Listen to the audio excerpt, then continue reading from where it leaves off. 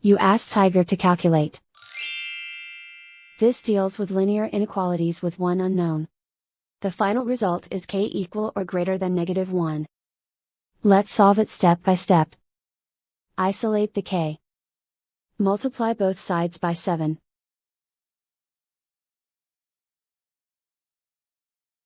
Group like terms.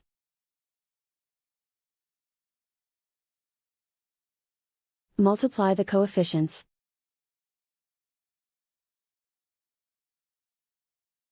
Simplify the fraction.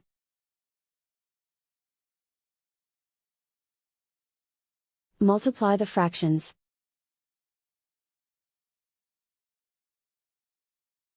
Simplify the arithmetic.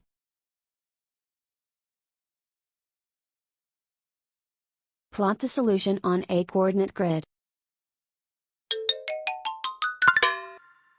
And so the final result is k equal or greater than -1.